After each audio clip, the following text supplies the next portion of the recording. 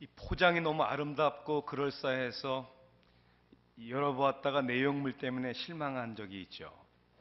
그런데 반대로요, 이 포장이 매력적이지 않고 볼품 없어서 그 내용물이 사람들에게 관심을 받지 못하고 무시를 당하는 경우도 있습니다.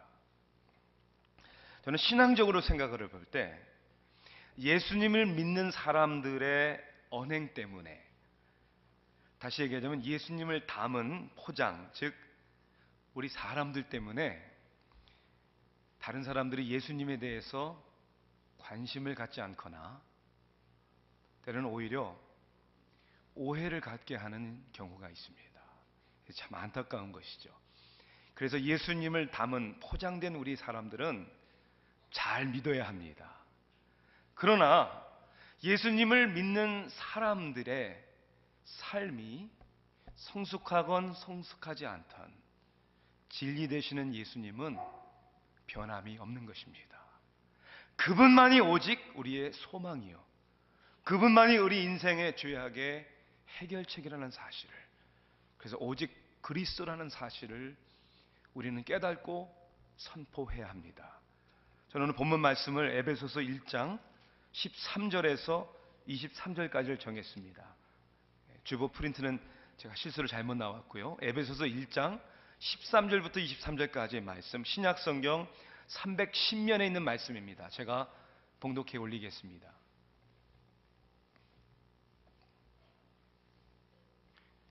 에베소서 1장 13절부터 23절까지입니다. 그 안에서 너희도 진리의 말씀 곧 너희의 구원의 복음을 듣고 그 앞에서 또한 믿어 약속의 성령으로 인치심을 받았으니 이는 우리 기업의 보증이 되사 그 얻으신 것을 속량하시고 그의 영광을 찬송하게 하려 하심이라. 이로 말미암아 주 예수 안에서 너의 믿음과 모든 성도를 향한 사랑을 나도 듣고 내가 기도할 때 기억하며 너희로 말미암아 감사하기를 그치지 아니하고 우리 주 예수 그리스도의 하나님 영광의 아버지께서 지혜와 계시의 영을 너희에게 주사 하나님을 알게 하시고 너희 마음의 눈을 밝히사 그의 부르심의 소망이 무엇이며 성도 안에서 그 기업의 영광의 풍성함이 무엇이며 그의 힘의 위력으로 역사심을 따라 믿는 우리에게 베푸신 능력의 지극히 크심이 어떠한 것을 너희로 알게 하시기를 구하노라. 그의 능력이 그리스도 안에서 역사하사 죽은 자들 가운데서 다시 살리시고 하늘에서 자기의 오른편에 앉히사 모든 통치와 권세와 능력과 주관과 이 세상뿐 아니라 오는 세상에 일컫는 모든 이름 위에 뛰어나게 하시고 또 만물을 그의 발 아래 복종하게 하시고 그를 만물 위에 교회의 머리로 삼으셨느니라. 교회는 그의 몸이니 만물 안에서 만물을 충만하게 하시는 이의 충만함이니라. 아멘. 한국의 서울 명동 입구나 사람들이 왕래하는 그런 변화한 거리에서 흔히 볼 수 있는 장면이 있습니다. 이런 사인을 들고 있는 사람들이죠. 예수천당, 불신지옥. 저도 유심히 지켜본 적이 있어요. 지나가는 사람들의 대부분은요, 관심이 별로 없습니다. 사실 눈살을 찌푸리며 한마디 하고 가는 사람들이 있습니다. 예수를 믿는 신앙을 가진 사람들조차도 낯뜨겁게 생각하는 경우가 있습니다.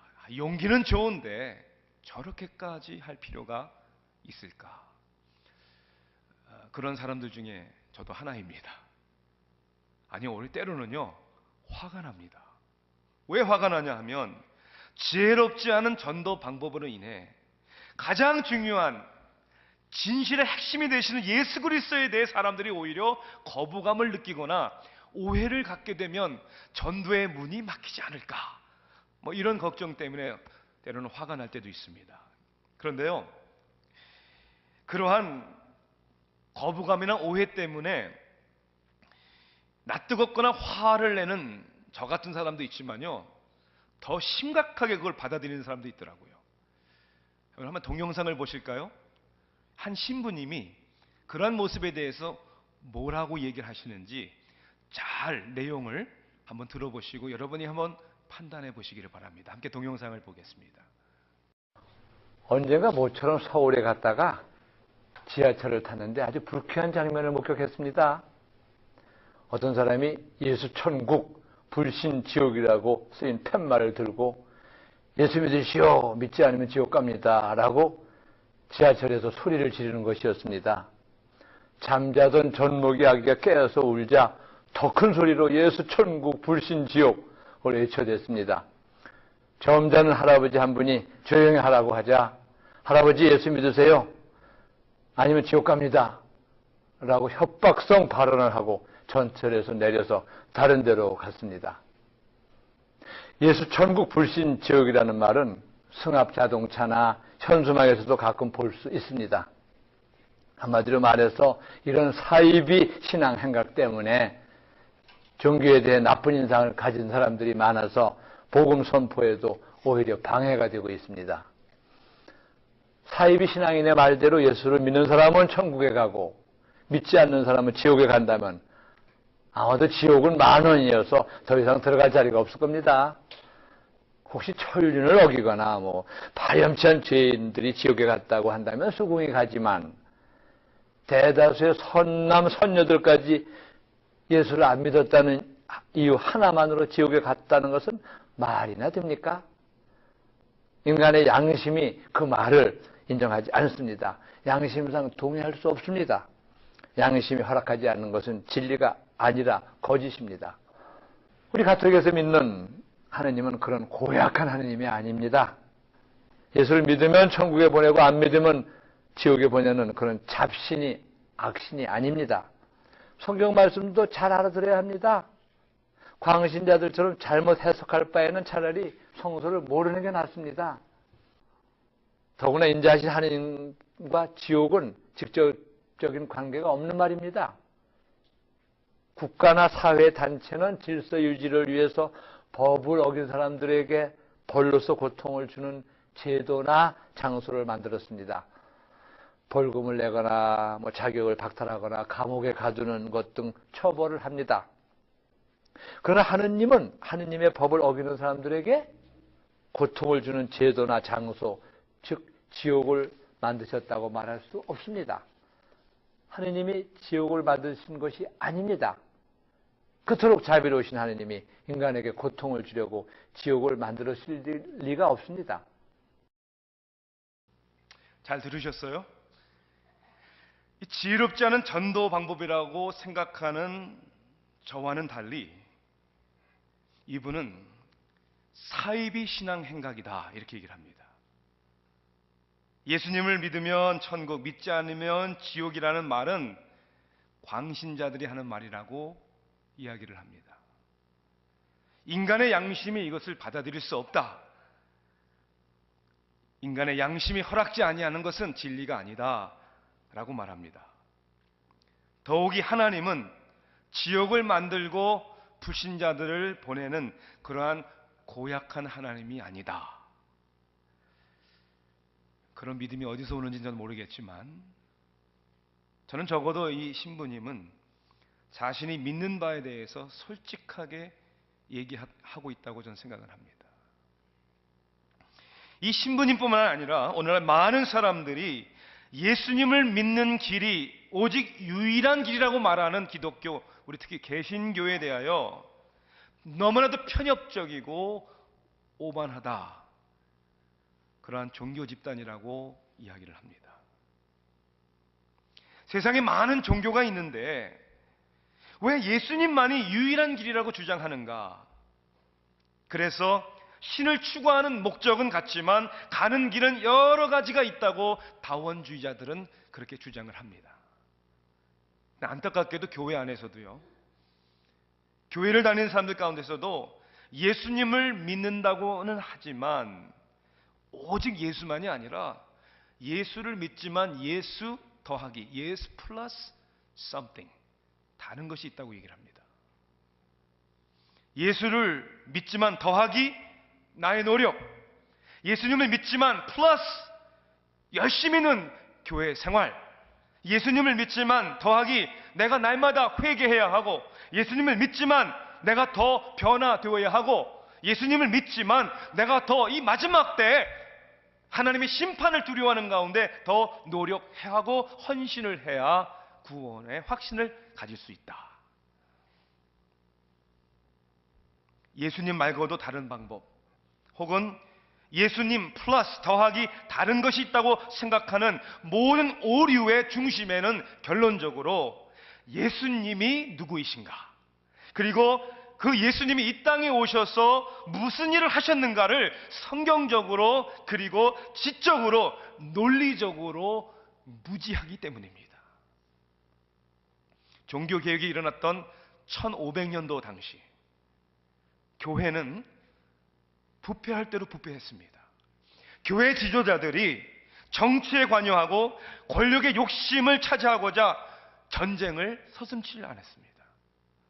영혼을 돌보기보다는, 진정한 참 교회를 세우기보다는 어마어마한 건물을 건축하기 위하여 오히려 영혼을 파는, 구원을 위해 돈을 요구하는 면죄부도 팔았습니다.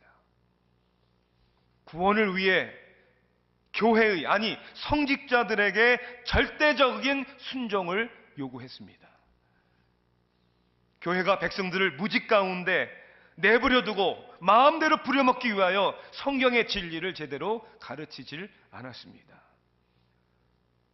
평범한 사람들이 읽고 이해할 수 있도록 성경을 번역하는 사람들을 교회가 잡아다가 고문을 하고 화형을 시켰습니다. 그렇게 교회가 부패할 대로 부패했을 때, 그때 하나님께서는 마틴 루터와 같은, 그리고 존 칼빈과 같은, 스윙리와 같은, 그리고 존 낙스와 같은 당신의 생명들을 걸고 세상을 개혁시키기 전에 먼저 교회가 개혁되어야 된다고 부르짖는 그러한 주의 종들을 하나님이 세우셨습니다. 우리가 믿는 성경의 개혁주의 신앙은 그래서 이러한 모토를 외칩니다. 개혁된 교회, 그리고 항상 개혁하는 교회. 저는 우리의 심령이, 그리고 교회가 어느 때보다 개혁되어져야 하는 시기에 놓여 있다고 저는 담대히 이야기할 수 있습니다. 그래서 하나님께서 부르신, 그 부름을 받고 개혁의 종들이 외쳤던 그 당시에 5가지 메시지, 솔라, 오직이라는 메시지를 통하여 저는 다시 한번 우리는 하나님 앞에 우리의 신앙을, 우리의 삶이 개혁되어지기를 사모합니다. 지난주에는 오직 성경, 어떤 사람들의 의견이 아니라, 전통이 아니라 하나님께서 당신을 우리에게 나타내 주시기 위하여 주신 진리의 말씀, 오직 성경. 오늘은 오직 그리스도. 왜 우리는 사람들이 편협적이다고, 오만하다고 하는 말을 들으면서까지 오직 예수 그리스도라는 신앙을 가져야 하는가? 그리고 왜 우리는 그 신앙 속에서 지혜롭게, 그리고 우리의 삶을 통해, 그러나 적극적으로 오직 예수 그리스도라는 메시지를 세상에 증거해야 하는가? 그 이유를 우리는 말씀 가운데 발견해야 합니다.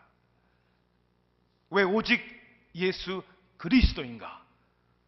그것을 우리는 확인하기 위하여, 확신하기 위하여 먼저 우리는 예수님이 누구신가를 제대로 알아야 합니다.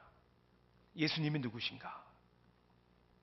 캄보디아 선교를 마치고 돌아오는 길에 비행기의 옆에 앉아 있었던 미국 자매와 대화를 나눌 기회가 있었습니다. 산부인과 의사고 필리핀에서 의료 봉사 활동을 마치고 인천공항을 경유해서 미국에 돌아오는 길에 바로 제 옆에 앉은 것이죠. 일반적이고 일상적인 대화를 나누다가 교회에 대한 배경을 물어봤어요. 교회를 다니냐고. 어렸을 때는 감리교회를 다녔고, 그리고 사귀던 남자친구가 여호와의 증인이었는데 자기는 좀 이상한 것 같아서 교회는 같이 안 나갔었다고. 자기가 일하는 병원은 천주교 재단에서 세운 병원이기 때문에 주위에 천주교 다니는 분들이 많은데 몇 번 나가봤지만 분위기가 자기하고는 맞지 않는 것 같다고. 오순절 개통에 교회를 몇 번 나갔는데 또 분위기가 너무 산만하다고. 이런저런 얘기, 성경에 대한 웬만큼의 지식도 있고요, 특별히 교회에 대한 지식과 경험이 많았습니다. 그런데 가장 중요한 예수님이 누구시고 왜 예수님이 이 세상에 오셨고 예수님이 하신 일이 무엇인가에 대해서는 제대로 알지 못하는, 이해를 갖지 못하는 그런 자매였습니다. 예수님이 누구십니까? 하나님의 사랑을 보여주신 분, 연약한 자들을 섬겨주시고 도와주신 분, 이렇게 살아야 한다고 우리 사람들에게 모범과 모델이 되어주신 분, 다 맞는 말이고 다 좋은 말입니다. 그러나 그것만이 사실이라면 청렴한 삶을 살고 동족들을 위하여 자기 인생을 희생한 인도의 간디도 그런 훌륭한 사람이었습니다. 테레사 수녀도 훌륭한 사람이었습니다. 욕심을 버리고 자신을 비우고 자비를 베풀어야 된다라고 말한 부처도 훌륭한 사람이었습니다. 예수님은 그들과 무엇이 달랐습니까? 정말 다른 것이 있습니까? 웨스트민스터 신앙고백 소이름 문답 21번째 질문은 이렇게 질문합니다. 하나님의 선택하신 자의 구속자는 누구신가? 그에 대한 답은 이렇게 정리되어 있습니다. 하나님의 선택하신 자의 구속자는 다만 예수 그리스도뿐이신데 그는 누군가? 그는 하나님의 영원한 아들로서 사람이 되셨으니 그 후에 한 위로 특수한 두 가지 성품이 있어 영원토록 하나님이시요 사람이시다. 예수님이 누구라고요? 영원토록 하나님이신 동시에 참 인간이다. 여러분, 이 사실이 너무나도 중요합니다. 다시 얘기하자면 예수님이 이 세상에 육신의 몸을 입고 오셨지만 전에도 계신 영원하신 하나님이시고 동시에 우리를 구원하시기 위해 오신 참 인간이시다.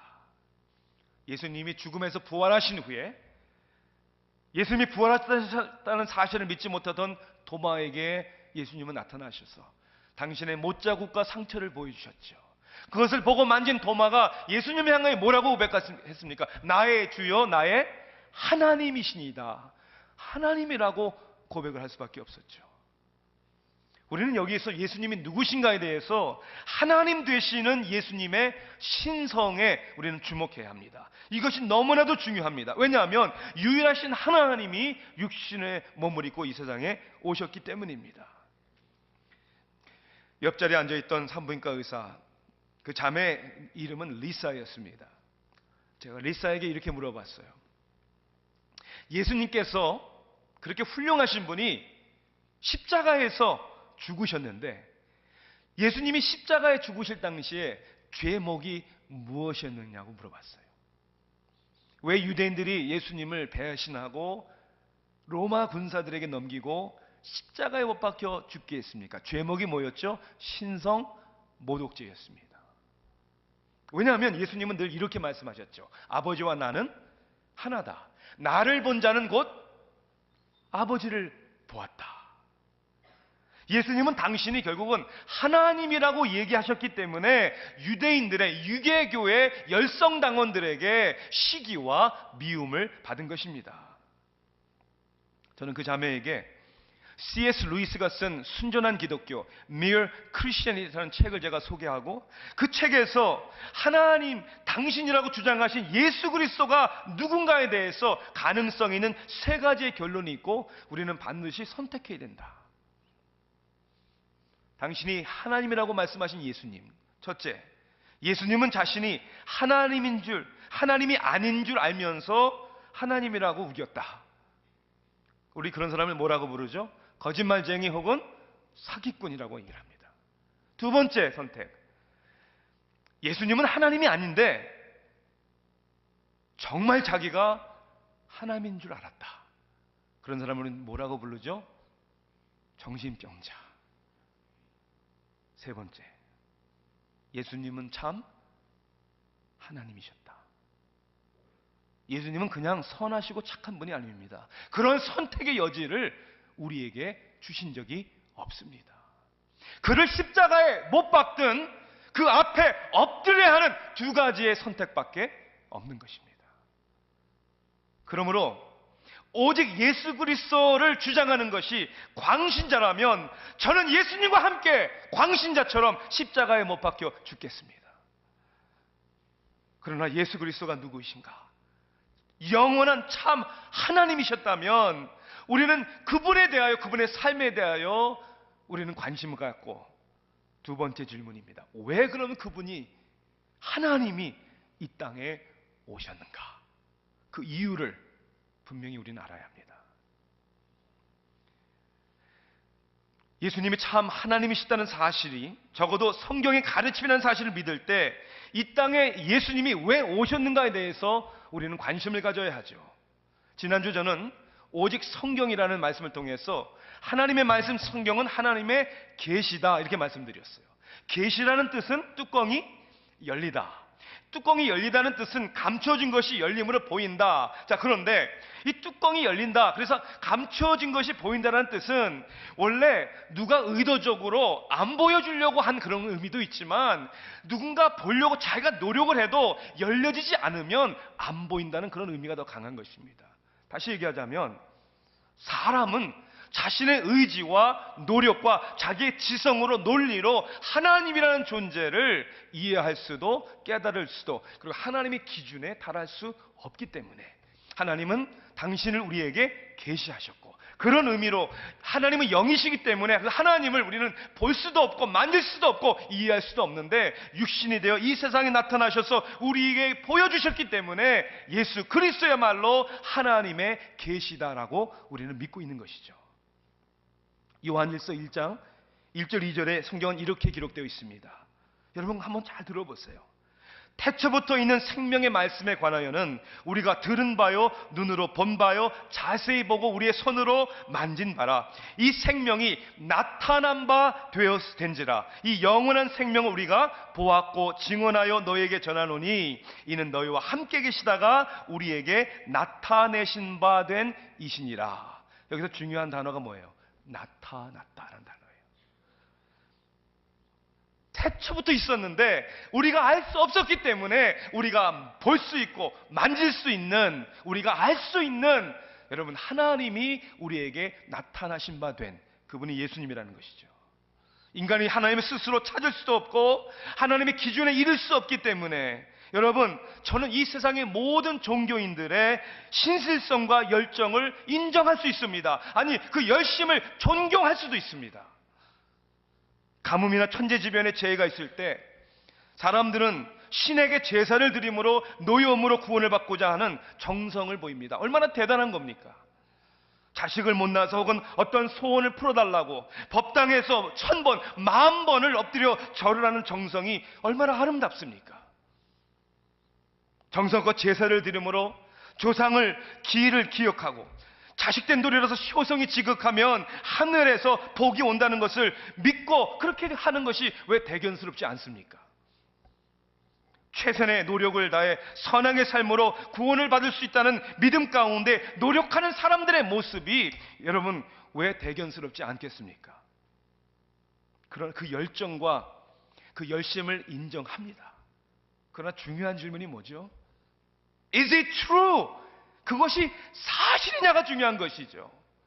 여러분, 열심과 열정에 사람에게 달려있는 것이 아니고 그런 모든 믿음의 행위는 그렇게 정말 믿어야 하는 사실이냐. 만약에 행위로 우리 어떤 자격으로 그렇게 할 수 있다면 두 가지의 문제가 있어요. 첫째는 그렇게 할 수 있는 사람들에겐 좋지만 그렇게 할 수 없는 행위이기 때문에 그렇게 할 수 없는 사람들에게는 불공평한 겁니다. 그거야말로 불공평한 것이죠. 두 번째 이유는 뭐죠? 사람의 행위와 자격으로 어떤 신의 은총을 받을 수 있다면 그것은 하나님의 영광이 아니라 누구의 영광이? 사람의 영광과 자랑이 나타날 수밖에 없죠. 그런데 성경은 그렇게 가르치질 않습니다. 인간의 행위와 자격이 아니라 하나님의 일방적인 사랑의 은혜라고 선포하고 있습니다. 인간이 하나님 앞에 나아가는 것이 아니고, 아니 나아갈 수 없기 때문에 하나님이 인간을 향하여 다가오신 것입니다. 말씀이 육신이 되어. 그래서 요한복음 1장 1절에 성경은 이렇게 기록되고 있죠. 태초에 말씀이 계시니라. 이 말씀이 하나님과 함께 가셨으니 이 말씀이 곧 하나님이시니라. 1장 14절에 보니까 말씀이 육신이 되어 우리 가운데 거하매 그의 영광을 보니 아버지의 독생자의 영광이요 은혜의 진리가 충만하도다. 요한복음 1장 18절 보니까 본래 하나님을 본 사람이 없으되 아버지 품속에 있는 독생하신 하나님이 나타내셨으니 우리가 볼 수 없는 하나님이 독생하신 하나님으로 나타나셨다. 오늘 우리가 읽은 본문 17절 말씀을 보십시오. 우리 주 예수 그리스도의 하나님 영광의 아버지께서 지혜와 계시의 영을 너희에게 주사 하나님을 알게 하시고 알게 하지 아니하시면 알 수 없다는 겁니다. 그러므로 예수님께서 이 땅에 오신 이유는 우리가 볼 수 없는 것을 보게 하시고 우리가 알 수 없는 것을 알게 하시고 우리가 할 수 없는 것을 하게 하시고 우리가 얻을 수 없는 것을 얻게 하시기 위해서이다. 예수님이 오신 이유가 그겁니다. 그렇다면 세 번째 끝의 질문은 이거죠. 그럼 예수님이 이 땅에 오셔서 무엇을 하셨습니까? 예수님이 궁극적으로 이루신 일은 무엇입니까? 1781년은 서양 지성사에서 큰 획이 그어지는 해라고 사람들은 그렇게 얘기를 합니다. 왜냐하면 그 해에 1781년도에 임마누엘 칸트라는 철학자가 순수 이성 비판이라는 책을 그가 처음으로 출간을 했기 때문에 그리고 지금까지도 지대한 영향력을 끼치고 있기 때문입니다. 아마 철학을 공부한 사람들은 다 알 것입니다. 임마누엘 칸트는 이 책에서 우리의 이성적인 비판을 통해 critical thinking, 이성적인 비판을 통해 모든 것에 대해서 과감하게 알려고 하라 그리고 따져봐라 라고 얘기를 합니다. 저는 환영합니다. 과감하게 알아야 합니다. 따져봐야 합니다. 그리고 그는 결론적으로 이성의 모든 관심이 사람들이 가지고 있는 관심이 다음에 세 가지 문제에 집약되어 있다라고 얘기를 합니다. 쉽게 얘기하자면 이상을 추구하는 인간들에게 있어서 가장 중요한 숙제는 다음에 세 가지에 다 포함되어 있다. 이런 의미입니다. 세 가지 질문이고요. 첫째, 무엇을 나는 알 수 있는가? 무엇이 옳은가? 진리는 무엇인가? 나는 어떻게 살고 어떤 방향으로 가야 하는가? 이것이 인간의 가장 기본적인 질문이라는 것이죠. 두 번째는 무엇을 나는 해야 하는가? 인간의 도리는 무엇일까? 세상에는 윤리와 도덕이 있는가? 어떻게 사는 것이 인간답게 사는 것인가? 세 번째 질문은 무엇을 나는 바랄 수 있는가? 우리 인간은 과거가 있기 때문에 오늘 존재하는, 오늘의 나아가 있기 때문에 오늘 존재하는 사람만이 아니라 우리는 미래에 대한 소망을 가지고 사는 것이죠. 오늘보다는 나은 내일이 있기를. 그래서 소망, 무엇을 바랄 수 있는가? 우리 인간이라면 과연 나의 인생에 나에게 책임을 주고 나의 삶의 문제들을 해결해 줄 수 있는 그것이 무엇인가? 우리 그걸 위하여, 나의 삶에 만족과 행복을 주는 것을 위하여 우리는 살아가고 있는 거 아닙니까? 과연 사람들이라면, 적어도 생각할 줄 아는 사람들이라면 누구나 알고 싶어하는, 추구하는 진리라는 것이죠. 저는 오직 예수 그리스도라고 믿고 외칠 수 있는 이유는 임마누엘 칸트가 얘기하는 것만이 아니라 인생의 모든 문제를 예수님이 해결하셨다고 저는 믿기 때문입니다. 예수 그리스도라고 할 때 그리스도는 예수님의 이름은 아니죠. 그리스도라는 뜻이 뭐죠? Christ라는 뜻은 기름 부음을 받은 자, anointed라는 뜻입니다. 종교개혁 당시 요한 칼빈은 기독교 강요라는 책을 통해서 가장 광범위하고 유익한 성경의 가르침을 교리적으로 정리를 했습니다. 그리고 칼빈은 예수님께서 이 땅에 오셔서 기름 부음 받은 그리스도로서 구약의 선지자와 제사장과 왕의 직분을 다 감당하시고 완성시키셨다. 예수님은 선지자, 제사장, 그리고 왕으로서 임마누엘 칸트가 말하는, 아니 어떤 사람이라도 갖고 있는 인생의 문제를 해결하셨다는 거예요. 제가 말씀을 통해서 증명해 보겠습니다. 무엇을 나는 알 수 있는가라는 임마누엘 칸트의 질문에 결국 그것은 나는 무엇을 어떻게 알 수 있을까? 누가 우리에게 진리를 말할 수 있을까? 여러분, 구약의 선지자들은 하나님의 진리와 지식을 백성들에게 선포했습니다. 예수님께서 오신 이유가 뭡니까? 우리에게 하나님의 진리를 선포하시기 위하여. 예수님은 선지자로서 여러분 우리 인생의 질문에 답을 주시는 분입니다. 히브리서 12장 1절과 2절에는 그래서 이렇게 기록되어 있습니다. 옛적의 선지자를 통하여 여러 부분과 여러 모양으로 우리 조상들에게 말씀하신 하나님이 이 모든 날 마지막에는 아들을 통하여, 이 아들이 누굽니까? 예수 그리스도. 아들을 통하여 우리에게 말씀하셨으니 이 아들은 만유의 상속자로 세우시고 또 그로 말미암아 모든 세계를 지셨느니라. 하나님께서 예수 그리스도를 통하여 선지자적인 사명을 통하여 우리에게 무엇을 알아야 하는지에 대해서 말씀을 하셨다는 거예요. 아들을 통해 말씀하셨다. 두 번째 질문은 이거였죠. 무엇을 나는 해야 하는가? What is that I ought to do? 이 세상을 살아가는 가운데 나는 무엇을 어떻게 해야 하는가? 구약의 제사장들은 섬기는 사람들이었습니다. 인간의 문제를 해결하기 위하여 백성들을 섬기는 사람들이었죠. 여러분, 인간의 가장 중요한 인생의 문제가 뭡니까? 굶주림의 문제라고 생각하십니까? 무엇을 입을까? 무엇을 먹을까? 무엇을 마실까의 문제라고 생각하십니까? 아니요. 죄의 문제입니다. 하나님과 인간 사이에 번제를 드리고 화목의 관계를 회복하기 위하여 제사장들은 섬겼죠. 인간들은 옳고 그름이 무엇인지를 알면서 내가 어떻게 살아야 되는지 알면서도 그렇게 살지 못하는 죄책감 때문에 시달려 있는 것이죠. 여러분, 사실 아니에요? 우리 부부 관계 속에서 어떻게 해야 행복하다는 걸 모르십니까? 아시죠? 어떻게 다른 사람들에게 대해줘야 되는 걸 알아요? 몰라요? 알지요? 그렇게 못하는 이유가 뭡니까? 내 안에 나로 가득 차 있는 나. 그게 죄라는 것이죠. 그리고 우리는 그 죄책감에 시달려 살고 있는데 예수님께서 중보자로 오신 것이죠. 그래서 대제사장으로 우리 예수님이 오셨어. 구약의 제사장들은 해마다 동물을 죽이고 피를 흘려서 하나님과의 화목의 관계를 해결하도록 장차 오실 예수님을 나타냈지만 예수님은 오셔서 단번에 죄가 없으신 분이 십자가에서 피를 흘리시고 죽음을 당하시고 저주를 받으심으로 우리의 죄의 문제를 해결하셨다는 것입니다. 디모데전서 2장 5절 6절에는 성경이 그래서 이렇게 말씀하고 있습니다. 하나님은 한 분이시요 또 하나님과 사람 사이의 중보자도 한 분이시니 곧 사람이신 예수 그리스도라. 모든 사람을 위하여 자기를 대성물로 주셨으니 기약에 이르러 주신 증거니라. 하나님과 사람 사이의 죄의 문제를 위하여 제사장 되시는 예수님이 자기의 몸을, 삶을 대성물로 주셨다. 세 번째 질문은 이거였죠. 무엇을 나는 바랄 수 있는가? What may I hope for? 내가 인생을 살아가는 가운데 나의 삶에 승리를 줄 수 있는 것이 무엇일까?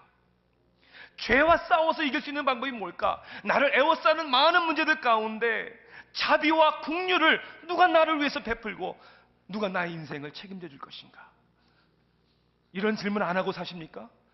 돈이 해결해 준다고 믿잖아요.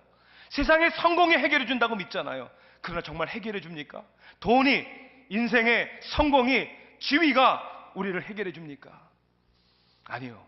그래서 예수님은 우리에게 왕으로 오셨어. 왕은 백성들을 통치합니다. 왕은 백성들을 위하여 섬깁니다. 왕은 백성들에게 자비와 공의를 베풉니다. 우리의 인생에 우리를 통치하기 위하여 오신 예수 그리스도, 우리의 왕으로 오신 예수 그리스도. 예수님께서 잡히시고 빌라도에게 신문을 받습니다. 빌라도와 대화하는 내용이 요한복음 18장에 나오죠. 예수님께서 대답하시되 내 나라는 이 세상에 속한 것이 아니니라. 만일 내 나라가 이 세상에 속한 것이었더라면 내 종들이 싸워 나로 유대인들에게 넘겨지지 않게 하였으리라. 이제 내 나라는 여기 속한 것이 아니니라. 빌라도에게 이르되 그러면 내가 왕이 아니냐? 예수께서 대답하시되 내 말과 같이 내가 왕인지라. 내가 이를 위하여 태어났으며 이를 위하여 세상에 왔나니 곧 진리에 대하여 증언하려 함이노라. 무릇 진리에 속한 자는 내 음성을 듣느니라. 말씀의 내용을 한번 생각해 보세요. 만약에 예수님이 우리가 추구하는 것 같이 이 세상을 위하여 오셨다면 왜 십자가에 죽으셨겠습니까? 그 기적의 능력의 예수님이 제자들을 통하여, 따르는 많은 사람을 통하여 유대인들에게 넘어가지 않도록 얼마든지 하실 수 있었습니다. 그런데 예수님이 말씀하시는 나라는 먹고 마시고 입는 그런 나라가 아니고 우리들의 영혼과 마음의 세계를 다스리는 왕으로서 다스리기 위하여 이 세상뿐만 아니라 영원한 세상을 다스리는, 마태복음 28장 18절에 예수님은 이렇게 말씀합니다. 예수께서 나와 말씀하여 이르시되 하늘과 땅의 모든 권세를 내게 주셨으니.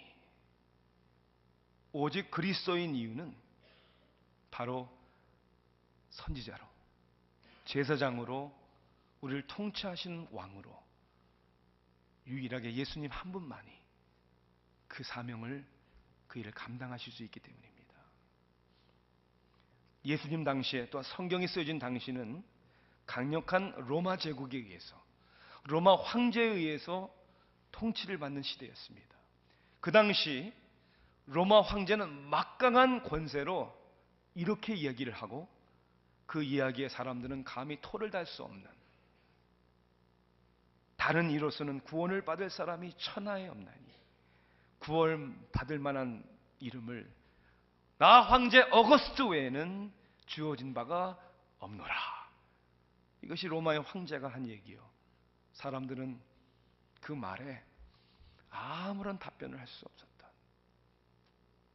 그런데 빌라도 앞에서, 그리고 그를 죽이려던 많은 사람들 앞에서 예수님은 당신이 진정한 왕이심을 선포하셨습니다. 그래서 사도행전 4장 12절에 성경은 이렇게 선포하죠. 다른 이로서는 구원을 받을 수 없나니 천하 사람 중에 구원을 받을 만한 다른 이름을 우리에게 주신 일이 없음이라. 이분이 예수 그리스도시기에 이것은 편협적이고 오만한 것이 아니라 누구든지 예수 그리스도의 이름을 의지하여 나오는 자들에게 구원을 주시는 하나님의 은혜라는 것입니다. 만약 오직 예수 그리스도가 아니라면 사람들은 두 가지 중에 하나가 될 수밖에 없을 것입니다.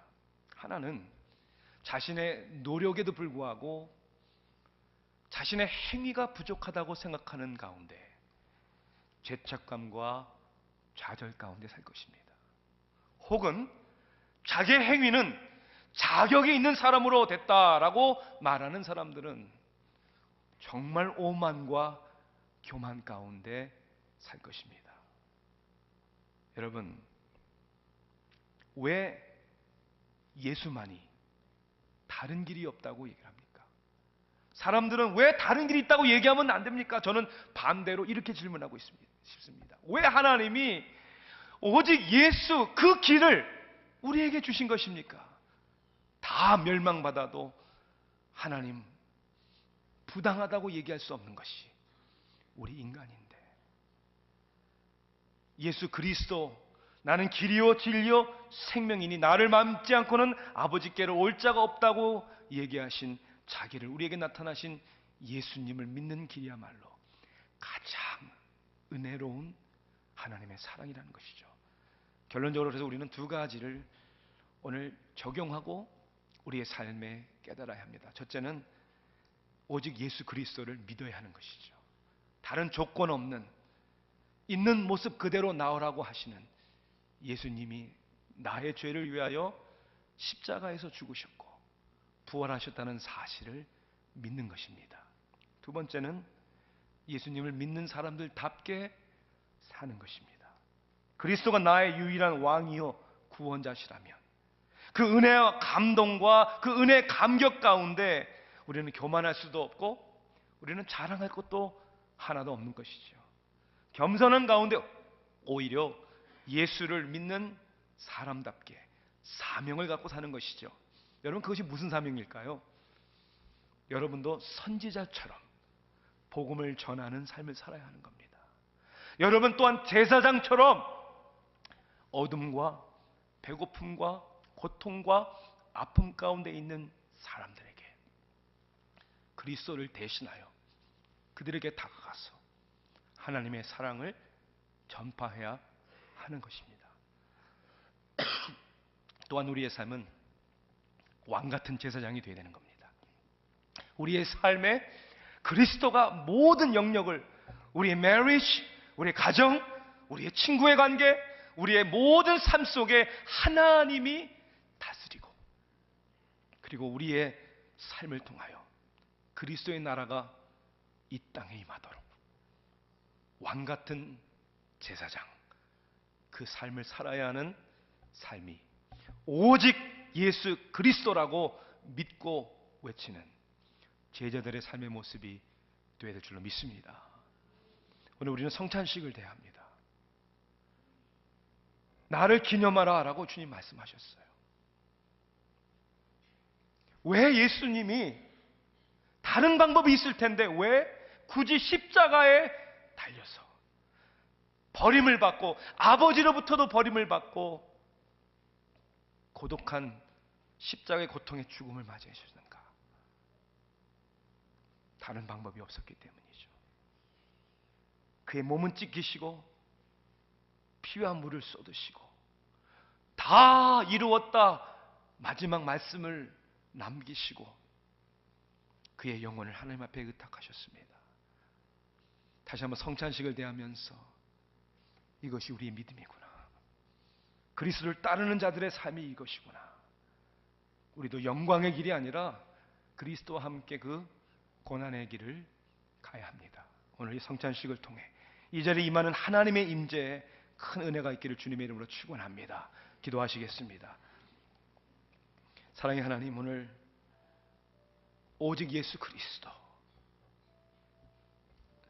누구든지 주 예수를 부르는 자들에게 구원을 주시는 하나님의 은혜입니다.